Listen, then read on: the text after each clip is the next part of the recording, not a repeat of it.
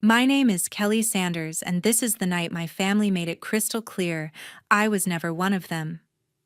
I showed up to my sister Veronica's wedding in Miami ready to smile, toast, and play the part of the supportive sister despite everything. But the moment I got there, something felt wrong, like I was walking into a trap. Then I saw it, the door to the reception hall locked tight with my name nowhere on the guest list. It wasn't a mistake, it was Veronica's way of saying I didn't belong. They thought I'd just slink away humiliated, but I didn't. I made a choice that night, and what happened next? Let's just say it turned their perfect little world upside down. If you've ever felt pushed out by the people who should love you most, drop a 1 in the comments and tell me where you're watching from. Your stories keep me going, so hit that subscribe button for more real, raw drama like this. I pulled into the parking lot of the Ocean Breeze Resort in Miami, my hands gripping the wheel so tight my knuckles turned white. The place screamed money, palm trees swaying under fairy lights, a marble fountain gurgling in the courtyard, and a glass-walled reception hall that probably cost more than my yearly rent. Veronica's wedding was a big deal, and I'd driven 3 hours from Tampa to be here to play the good sister, to pretend we were a normal family. But the knot in my stomach told me I was kidding myself. I stepped out of my car, smoothing my emerald green dress, nothing flashy, just elegant enough to blend in. I wasn't here to steal the spotlight. I just wanted to get through the night without a fight. The humid air clung to my skin as I approached the entrance. A young woman in a crisp blazer stood at a check-in table, her smile too bright, like she was selling something. Name, she asked, her pen hovering over a tablet. Kelly Sanders, I said, keeping my voice steady. Her smile flickered. She scrolled through the tablet, her brow furrowing, then looked up with a tight, apologetic grimace. I'm sorry, I don't see you on the list. My stomach dropped. That's impossible. I'm the bride's sister. She tapped the screen again, slower this time, like she was hoping the name would magically appear. I'm really sorry, ma'am. There's no Kelly Sanders here. I forced a laugh, though my chest tightened. There's gotta be a mix-up. Can you check again? She did, her fingers moving faster now, but the result was the same. I don't have you listed. Maybe you could call someone. The bride, or I cut her off, pulling out my phone. Yeah, I'll call my mom. My hands shook as I dialed Marjorie Sanders, my mother, who'd sent me a half-hearted text 2 days ago, wedding Saturday. Be there by 6. No warmth, no excitement, just an order. The phone rang twice before she picked up. Kelly, what is it? Marjorie's voice was sharp, distracted, like I'd interrupted something important. I'm at the check-in and they say I'm not on the guest list, I said, trying to keep my tone light. Can you sort this out? A long pause, then a sigh. Oh, Kelly, don't make a fuss. I'm sure it's just a glitch. Wait there, I'll send someone. Mom, I'm literally standing outside. Kelly, we're busy. Just wait. The line went dead. I stared at my phone, the sting of her words sinking in. Not even a minute to care that her own daughter was locked out of her sister's wedding. I glanced at the check-in woman, who was pretending to be busy with her tablet, her pity practically radiating. I hated that look. I'd seen it my whole life, from teachers, neighbors, even my own family. Poor Kelly, always second best. Before I could decide what to do, I heard heels clicking on the pavement. Veronica Sanders, my sister, glided toward me in a cream silk dress that probably cost $1,000, her blonde hair swept into a perfect updo. She looked like a magazine cover, all poise and polish. But her smile, sharp, calculated, told me everything I needed to know. Kelly, what's the problem? Veronica asked, her voice dripping with fake concern. They say I'm not on the list, I said, meeting her gaze. You know anything about that? Her eyes widened, all innocence. Oh no, that's awful, must be a mistake. You know how crazy wedding planning is. So many details. She tilted her head, her smile tightening. Don't worry, I'll get it fixed. But she didn't move. Didn't call anyone, didn't wave over a staff member. She just stood there, her arms crossed like she was waiting for me to give up and leave. That's when I knew. This wasn't a glitch. This was her. Veronica had made sure I was locked out, a public slap in the face to remind me of my place. My pulse hammered. I wanted to scream, to call her out right there, but I swallowed it down. Fine, I said, my voice low. I'll figure it out. Veronica's smile widened like she'd won. Good. Don't make a scene, okay? It's my day. She turned and sashayed back toward the reception hall, her dress catching the light as she disappeared through the glass doors. I stood frozen, the humid air pressing against me. The fairy lights blurred in my vision, and for a moment I considered getting back in my car and driving home. Let them have their perfect wedding without me. But something stopped me. Maybe pride, maybe anger. I wasn't going to let Veronica win that easily. I pulled out my phone again and texted Wendy Larson, my best friend, who worked as an event coordinator at the resort. I'm locked out of Veronica's wedding. Not on the list. Can you help? Her reply came in seconds. Are you kidding me? Meet me at the side entrance. I'll get you in. I slipped around the building, my heels sinking into the soft grass. The side entrance was tucked behind a row of hibiscus bushes, out of sight from the main crowd. Wendy was already there, her dark hair pulled into a messy bun, her event staff badge clipped to her black blazer. She took one look at my face and shook her head. Your sister's a piece of work, Kelly. Come on. She swiped her keycard and the door clicked open. I owe you, I said, stepping inside. You owe me a drink. Wendy shot back, her grin fading as she glanced toward the reception hall. Be careful in there. I've heard Veronica talking to the planners. She's got this place on lockdown. I nodded, my throat tight. Wendy's warning only confirmed what I already knew. Veronica wasn't just careless. She was cruel. The hallway led to the main reception area where laughter and music spilled out. I straightened my shoulders and walked toward the glass doors, bracing myself. I wasn't supposed to be here, but I was. And I wasn't leaving until I faced them all. Inside the room was a sea of elegant crystal chandeliers, white roses on every table, and a dance floor already buzzing with guests. I scanned the seating chart near the entrance, my heart sinking as I read the names. Marjorie and Philip Sanders. My parents were at the head table with Veronica and Ryan Kennedy, her groom.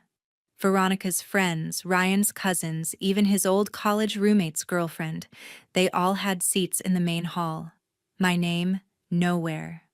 I spotted Marjorie across the room, fussing over Veronica's veil, her face glowing with pride. Philip stood nearby, sipping a drink, his usual blank expression in place. I took a step toward them, my hands clenching into fists. Mom, I called, keeping my voice even. Can we talk? Marjorie barely glanced at me. Kelly, not now. We're in the middle of things. It'll take a second, I said, my jaw tight. I wasn't on the guest list. And now I see, I don't even have a seat. Marjorie sighed like I was a child throwing a tantrum. Don't be dramatic. We had to prioritize the main family. You'll find somewhere to sit. I blinked, her words cutting deeper than I expected. Main family? I'm your daughter. Veronica appeared beside Marjorie, her smile as sharp as ever. Kelly, relax. It's just a mix-up. You know how hectic this stuff gets. Her voice was all sugar, but her eyes gleamed with amusement. She was enjoying this. I turned to Philip, hoping for something, anything. Dad, you okay with this? He shifted, not meeting my eyes. It's just a seat, Kelly. Let's not ruin the night. That was it. No defense. No concern, just the same old brush-off. My chest burned, but I didn't let it show. I'd spent years swallowing their dismissals, but tonight felt different, sharper. Like a line had been drawn, and I was on the wrong side of it. Wendy's voice broke through my thoughts. She'd slipped into the hall behind me, her badge still clipped on. Kelly, you good? She whispered, her eyes darting toward Veronica.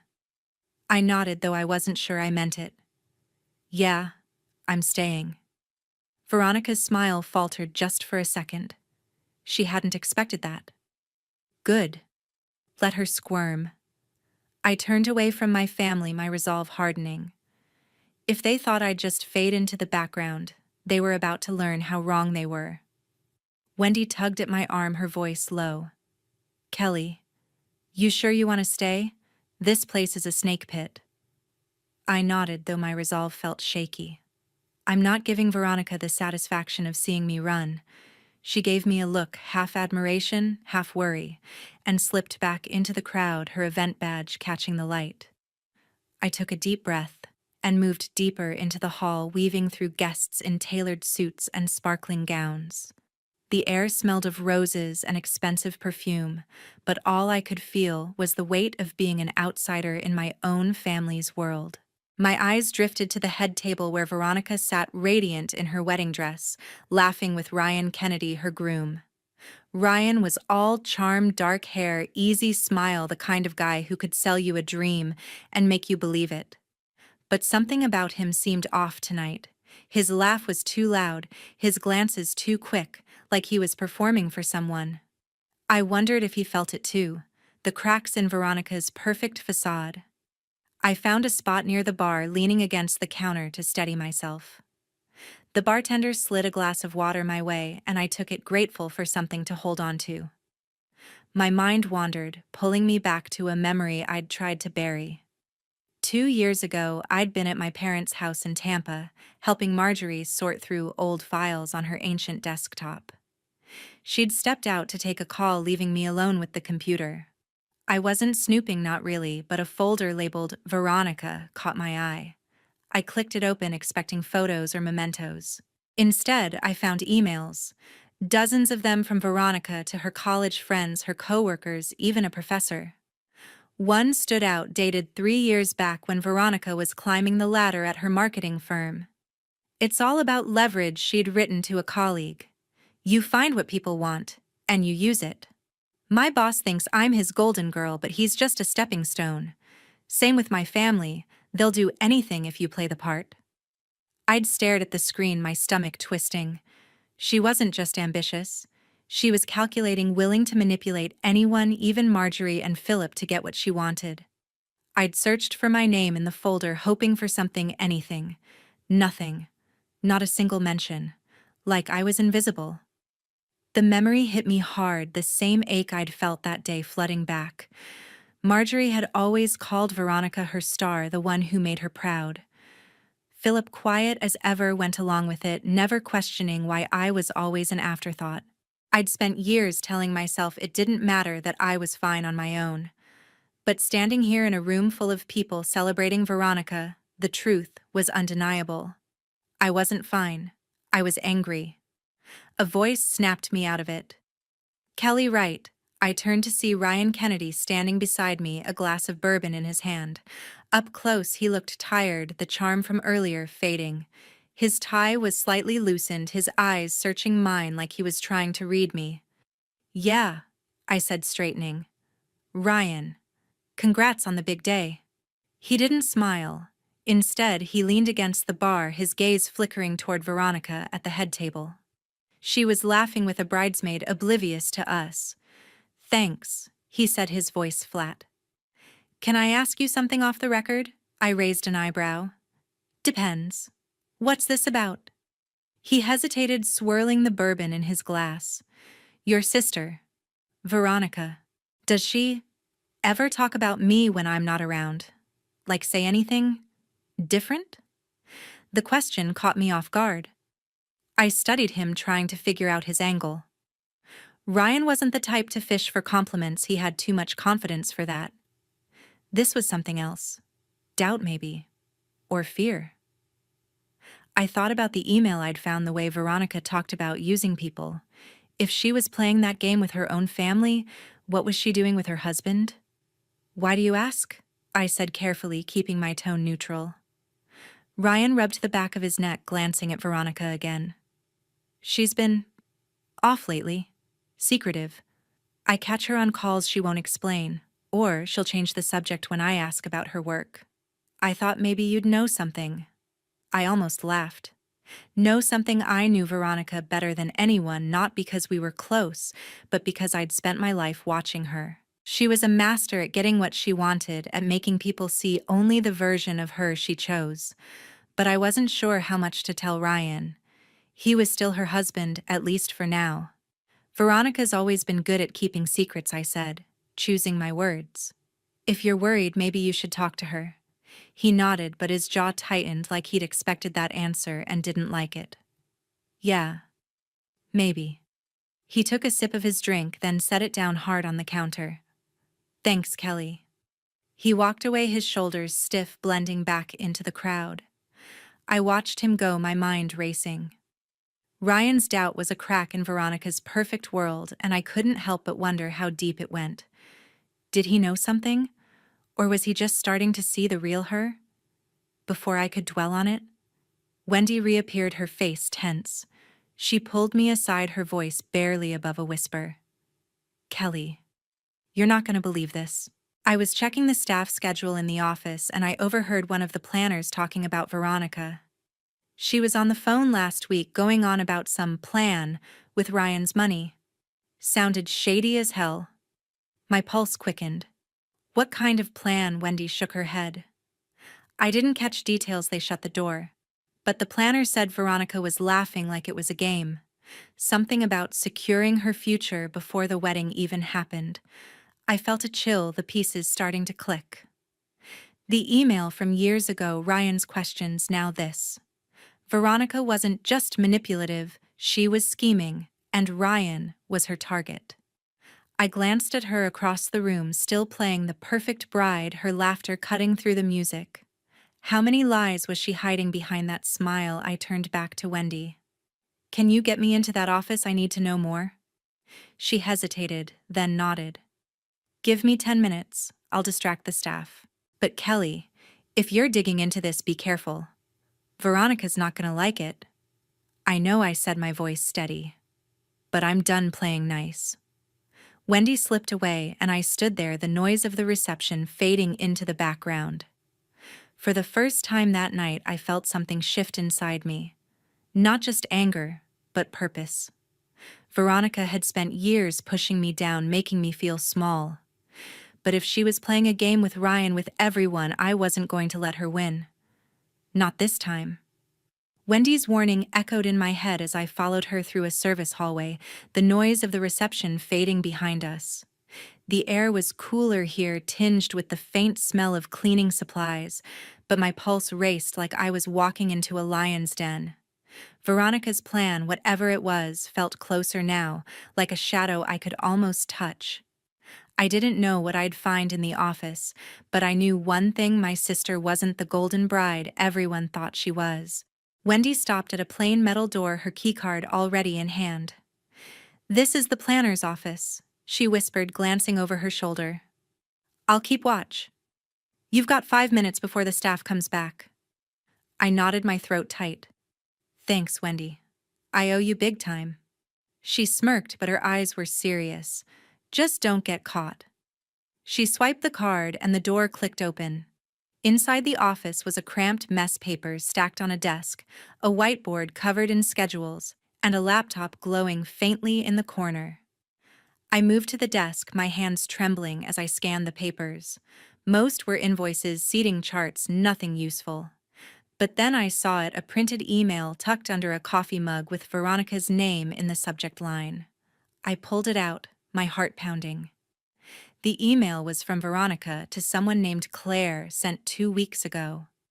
Ryan's family is loaded, it read. His mom's got investments worth at least $10 million. Once we're married, I'll get him to sign over some assets easy enough with his Save the World complex. If he doesn't play ball, I've got a lawyer ready to file for divorce by next year. Either way, I'm set. I stared at the words, my blood running cold. Veronica wasn't just using Ryan. She was planning to bleed him dry, to walk away with his family's money and leave him broken. The email ended with a line that made my stomach churn. Keep this quiet. No one, especially Ryan's mom, can know. I slipped the email into my pocket, my mind racing. This wasn't just proof of Veronica's scheming, it was a bomb, one that could blow her perfect world apart. But before I could process it, the door swung open, and I froze. Gloria Kennedy, Ryan's mother, stood in the doorway, her sharp eyes locking onto mine. She was all elegance. Silver hair swept back a navy dress that screamed old money, but her expression was anything but soft. "Kelly Sanders?" she said, her voice low-controlled. "What are you doing in here?" I swallowed my hand, still clutching the email. There was no point lying, she'd seen me. "I found something," I said, holding up the paper. "About Veronica. You need to see this." Gloria's gaze flickered to the email, then back to me. For a moment I thought she'd dismiss me, tell me to get out. But she stepped forward, closing the door behind her. "Show me." I handed her the email, watching as her eyes scanned the words. Her face didn't change, but her fingers tightened around the paper, the only sign of her anger. When she finished, she looked up, her voice like steel. "This isn't the first time I've had doubts about your sister. But this is worse than I imagined." "You knew something was off?" I asked, surprised. Gloria nodded, her lips pressing into a thin line. "Veronica's been too polished, too eager to please me. I've seen women like her before, charming until they get what they want. I just didn't have proof. Until now." I hesitated, then said, "Ryan asked me about her earlier. He's starting to see it too." Gloria's eyes narrowed. "Then it's time we deal with this. Follow me." She led me out of the office, her heels clicking with purpose. Wendy was gone, probably back to her duties, and the hallway felt eerily quiet as we headed toward a private lounge near the reception hall. My stomach twisted with nerves, but there was no turning back. Gloria pushed open the door, revealing a small room with plush chairs and a glass table. Ryan was already there, pacing his tie, now completely undone. Veronica stood near the window, her arms crossed, her face a mask of calm. Marjorie and Philip Sanders. My parents sat stiffly on a couch, their expressions unreadable. "Kelly," Veronica said, her voice sharp as she saw me. "What's she doing here?" Gloria didn't give her a chance to continue. She held up the email, her voice cutting through the room. "Veronica, care to explain this?" Veronica's eyes widened, but she recovered quickly, laughing a high, brittle sound. "What is this? Some kind of joke? Kelly, did you fake this to make me look bad?" I stepped forward, my voice steady. "I didn't need to fake anything, Veronica. You wrote it. You've been planning to use Ryan from the start." Marjorie gasped, her hand flying to her chest. "Kelly, that's enough. How dare you accuse your sister on her wedding day?" I turned to her, the years of being ignored boiling over. "Mom, open your eyes. She's not the saint you think she is." Veronica's smile vanished, her face twisting with anger. "You're just jealous, Kelly. You've always been. You can't stand that I'm the one who made it who people love." Ryan spoke up, his voice low, raw. "Is it true, Veronica? Were you planning to divorce me to take my family's money?" Veronica spun toward him, her voice softening, all sugar again. "Ryan, baby, you don't believe this, do you? They're lying. Kelly's always had it out for me." But Ryan wasn't looking at her. He was looking at Gloria, at the email in her hand. "Answer the question," he said, his tone hard. Marjorie stood, her voice trembling. "This is ridiculous. Veronica's under so much stress. Planning a wedding isn't easy. She'd never do this." Gloria's laugh was cold, sharp. "Stress doesn't make you plot to ruin your husband's life, Marjorie. This email is real. I've already had my people verify it." Veronica paled, her hands clenching into fists. For the first time, I saw a flicker of fear in her eyes. She turned to Philip, her last hope. "Dad, you know me. Tell them they're wrong." Philip shifted, his face tired, lined with years of staying silent. He looked at me, then at Veronica, and something in his expression changed, like he was seeing us clearly for the first time. "Veronica," he said, his voice quiet but firm, "I've let you get away with too much. Kelly's right. This has to stop." The room went still. Marjorie's mouth opened, but no words came out. Veronica's breath hitched, her eyes darting between us like a trapped animal. I'd never seen her like this, stripped of her charm, her control. For the first time in my life, my father had chosen me. "Dad, how could you?" Veronica whispered, her voice breaking. Philip didn't flinch. "You've hurt your sister for years, Veronica.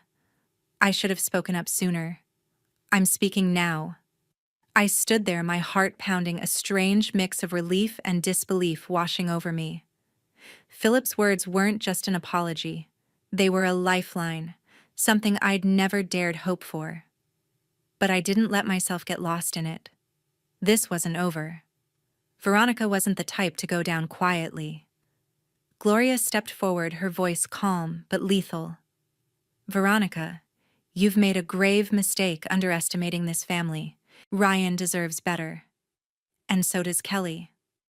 Ryan's face was unreadable, but his hands were clenched, the bourbon glass long forgotten. He looked at Veronica, his voice barely above a whisper. "Was any of it real? Or was I just a paycheck to you?" Veronica's eyes filled with tears, but they didn't fall. She opened her mouth, then closed it, her composure cracking. "Ryan, I love you," she said, but the words sounded hollow, rehearsed. I took a slow breath, meeting Marjorie's gaze. She looked shattered, her hands trembling as she stared at Veronica. For once, she didn't rush to defend her. I turned to Veronica, my voice low. "You thought you could keep this up forever, didn't you? But the truth always comes out." Veronica's head snapped toward me, her eyes blazing. "You think you've won? You think this makes you better than me?" I didn't answer. I didn't need to.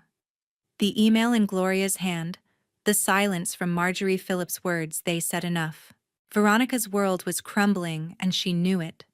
But I could see the fight in her eyes, the desperation. She wasn't done yet, and whatever came next was going to be ugly. "You're all turning on me." Veronica spat, her voice sharp, trembling with rage. She pointed at me, her manicured nail like a dagger. "This is your fault, Kelly. You've always hated me, always wanted to ruin me." I met her gaze, unflinching. "No, Veronica. You did this to yourself. You lied, you schemed, and now it's all falling apart." Her eyes blazed, but before she could fire back, Gloria stepped forward, her presence commanding the room. "Enough, Veronica," she said, her voice cold as ice. "Your words don't change the facts. This email proves you plan to manipulate my son to take his family's money and walk away. You're not a bride. You're a fraud." Veronica's breath hitched, her composure crumbling. She turned to Ryan, her voice softening, desperate. "Ryan, please. You know me. You know I love you. They're twisting everything." Ryan didn't move. His jaw was tight, his eyes fixed on the email in Gloria's hand. "You didn't answer my question," he said, his voice low, raw. "Was it ever real? Or was I just a means to an end?" Veronica's lips quivered, but she didn't answer. The silence was deafening, a confession in itself. Marjorie let out a soft whimper, her hands covering her face, but she didn't speak. Philip remained still, his gaze steady on Veronica, no longer the passive father I'd known. Gloria's voice cut through again. "You've lost, Veronica, and you're about to lose a lot more." Veronica's head snapped toward her, panic flashing in her eyes. "What's that supposed to mean?" Gloria didn't answer. Instead, she nodded at Ryan, who reached into his jacket pocket and pulled out a small stack of papers stapled at the corner. My breath caught. I didn't need to see them to know what they were. Veronica's face drained of color, her hands trembling as she stared at the documents. "Ryan, what is that?" she whispered, her voice barely audible. Ryan's expression was stone, his voice eerily calm. "Divorce papers. I had them drawn up last week after I found out you'd been meeting with a lawyer behind my back." A collective gasp rippled through the room, from Marjorie, from me, even from Philip. I hadn't expected this, not so soon. Veronica staggered back, her hand gripping the edge of a chair for support. "No," she said, shaking her head. "You can't mean that. We just got married." Ryan's eyes were empty, devoid of the warmth I'd seen earlier. "You contacted a divorce attorney 3 months ago, Veronica. Before we even set a date. You were planning to leave me the second you got your hands on my family's money. I have the emails, the call logs. It's over. Veronica's knees buckled, but she caught herself, her breath coming in short, frantic bursts. You're lying, she said, but her voice cracked the fight draining from her. She turned to Marjorie, her last lifeline. Mom, tell him he's wrong. Tell him I'd never do this. Marjorie's hands dropped from her face, her eyes wet with tears. She looked at Veronica, then at me, and for the first time I saw something break in her. Veronica, she whispered, her voice shaking, I can't keep defending you. Not anymore. The words hit like a thunderclap. Veronica's mouth opened, but no sound came out. She stood there alone in the center of the room, her world unraveling. I should have felt satisfaction, maybe even triumph, but all I felt was a hollow ache. This wasn't about winning. It was about truth. And the truth was uglier than I'd imagined. Veronica's eyes darted to me, her rage reigniting. You, she snarled, taking a step toward me. You did this. You turned them all against me. I didn't back down. You turned them against yourself, Veronica. You can't blame me for your choices. Her hand shot out fast and reckless, aiming for my face. I braced myself, but Gloria was faster. She stepped between us, grabbing Veronica's wrist with a grip that made her wince. Don't you dare, Gloria said, her voice low, dangerous. You've done enough.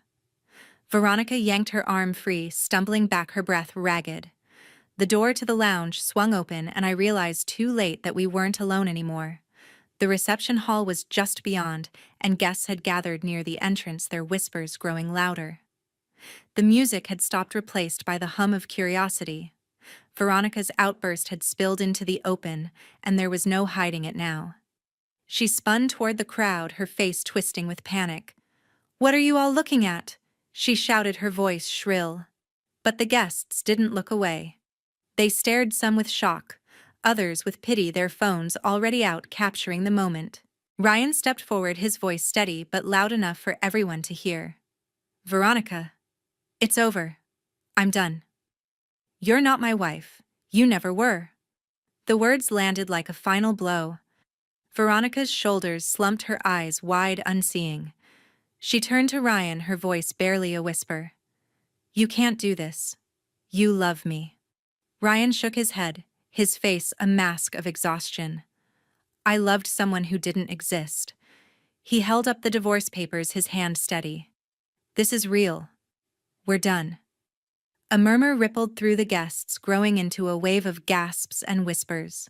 Veronica's perfect wedding, her perfect life, was collapsing in front of everyone. She looked around, searching for an ally, a way out, but found none. Marjorie was silent, her face buried in her hands. Philip's gaze was fixed on the floor, his decision made. Gloria stood tall, her expression unyielding. Even the guests, her so-called friends, were pulling back, their loyalty fading with her facade. Veronica's eyes met mine, and for a split second I saw something raw, not just anger, but fear, maybe even regret. But it vanished as quickly as it came. She straightened, her chin lifting, and let out a bitter laugh. You all think you're better than me, she said, her voice unsteady. You'll see. You'll all regret this. She pushed past Gloria, past me, and stormed toward the reception hall. The crowd parted, their whispers following her like a shadow. I watched her go, her white dress trailing behind her, no longer a symbol of love, but a reminder of her lies. The guests turned to me, their eyes curious, some sympathetic, but I didn't care. This wasn't about their approval. It was about standing my ground. Gloria placed a hand on my shoulder, her touch firm but not unkind. You did the right thing, Kelly, she said quietly. Not everyone would have had the courage. I nodded, though my throat was tight. I just wanted the truth. Ryan looked at me, his face weary but grateful. Thank you, Kelly. I didn't want to believe it, but thank you. I didn't know what to say. Part of me wanted to tell him I was sorry, that I hadn't wanted it to end like this. But the truth was, I wasn't sorry. Veronica had built this disaster, and she'd have to live with it. I turned to Philip, who was watching me now, his eyes softer than I'd ever seen. "Kelly," he said, his voice low, "I should have stood up for you sooner." The words hit harder than I expected, a mix of relief and pain. I nodded, unable to speak. Marjorie was still silent, her tears falling freely now, but I didn't look at her. I couldn't. Not yet. The reception hall was chaos, guests, murmuring staff scrambling to restart the music, the fairy lights flickering like they sensed the shift. Veronica was gone, her exit a spectacle no one would forget. I took a slow breath, my hands unclenching for the first time that night. The truth was out, and with it, a weight I'd carried for years began to lift. But I knew this wasn't the end. Veronica's rage, her desperation, they'd come back. Maybe not tonight, but soon. And I'd be ready. I walked out of the Ocean Breeze Resort, the warm Miami air hitting my face like a release. The fairy lights in the courtyard flickered, their glow softer now, less mocking. Behind me, the reception hall was a mess of whispers and stunned faces, the echoes of Veronica's unraveling still hanging in the air. I didn't look back. My heels clicked against the pavement as I crossed the parking lot, my emerald green dress catching the breeze. For the first time that night, my shoulders felt light, like I'd shed a weight I'd carried my whole life. Veronica's lies were exposed. Ryan was free, and Philip had finally seen me. But this wasn't about them anymore. It was about me. I reached my car, pausing to lean against the door, the city lights of Miami stretching out beyond the resort. The skyline glittered, endless, alive, full of possibilities I'd never let myself see before. I'd spent years chasing my family's approval, thinking if I tried hard enough, stayed quiet enough, I'd earn a place at their table. But standing here, breathing in the salty air, I realized I didn't need their table. I could build my own. My phone buzzed in my purse, pulling me out of my thoughts. I pulled it out, expecting another call from Marjorie, another half-hearted apology I wasn't ready to hear. But it was Wendy Larson, my best friend, her name lighting up the screen. I answered, my voice steadier than I expected. "Hey, Kelly, where are you?" Wendy's voice was urgent but warm, like she was ready to jump in her car and find me. I saw Veronica storm out. "People are losing it in there." "I'm in the parking lot," I said, glancing back at the resort. "I'm done, Wendy. I'm not going back." A pause, then a soft laugh. "Good for you. You okay?" I closed my eyes, letting the question settle. Was I okay? Not entirely. The ache of years spent invisible didn't vanish in one night, but I felt something new. A spark, a sense of freedom I hadn't known I could claim. "I'm getting there," I said finally. "Can you meet me? I could use a friend." "On my way," Wendy said without hesitation. "Stay put." 10 minutes later, she pulled up in her beat-up hatchback, her event badge still clipped to her blazer. She stepped out, her dark hair loose now, and gave me a quick hug. "You look like you just survived a war," she said, her grin teasing but kind. "Feels like it," I admitted, managing a small smile. "Thanks for getting me in there tonight. I wouldn't have made it without you." Wendy waved it off, leaning against her car. "Please. You're tougher than you give yourself credit for." "So what's next? You gonna let Veronica keep running your life? Or are you done with that?" Her words hit home. Veronica had always been the center of our family's universe, her charm and ambition pulling everyone into her orbit. But tonight that orbit had collapsed, and I was the one walking away. "I'm done," I said, my voice firm. "She doesn't get to define me anymore." Wendy nodded, her eyes gleaming with approval. "That's my girl. Look, I've got a gig coming up, a big event in Orlando, some fancy corporate thing. They need a freelance editor for the promo materials." "You in?" I blinked, caught off guard. Wendy knew I'd been scraping by with my freelance editing gigs, piecing together a living while Veronica's success was shoved in my face. A project like this could be a game changer, not just for my bank account, but for me. A chance to build something of my own. "You serious?" I asked. "Dead serious," she said, crossing her arms. It's good money, about $5,000 for 2 weeks' work. Plus, it's a foot in the door with some big names. You're better than those small-time gigs, Kelly. Say yes. I hesitated, the weight of the night still lingering. But then I thought of Veronica's bitter laugh, Marjorie's silence, Philip's late apology. None of them had ever believed in me the way Wendy did.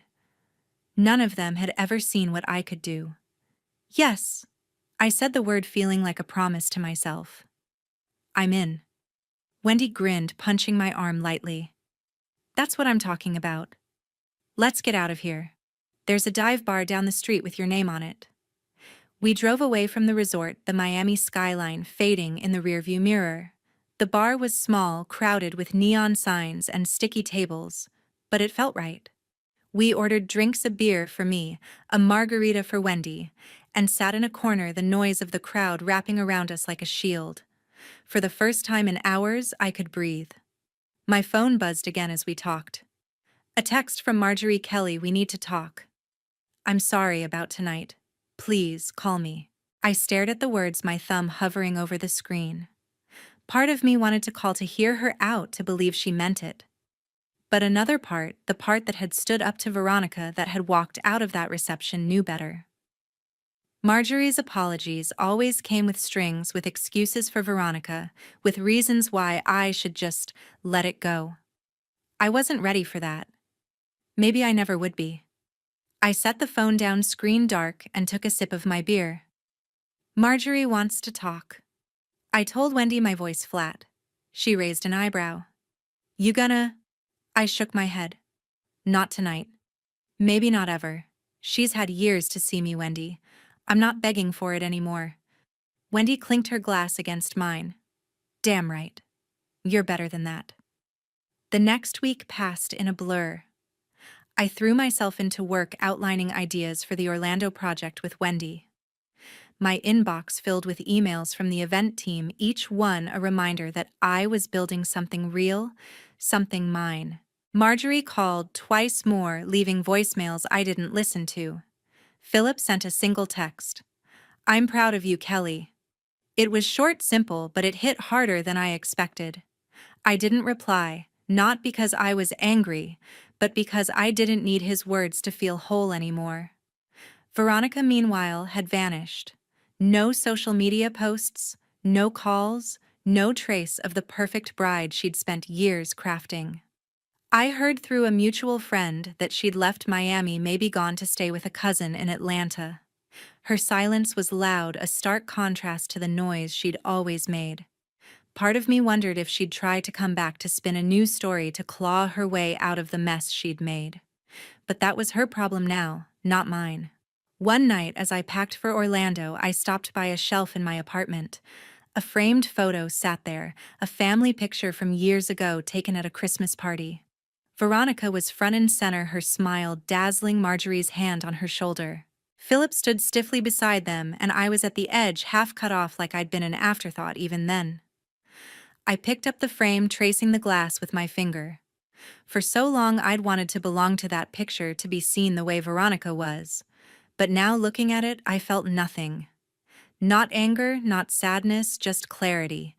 That family wasn't mine anymore. Maybe it never had been. I set the photo face down and turned to my suitcase, zipping it shut. The Orlando job was a fresh start, a chance to write my own story. Wendy would be there, cheering me on, and for the first time I believed in myself the way she did.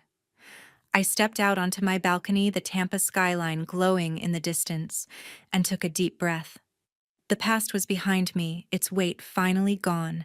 Ahead was something new, not perfect, not easy, but mine.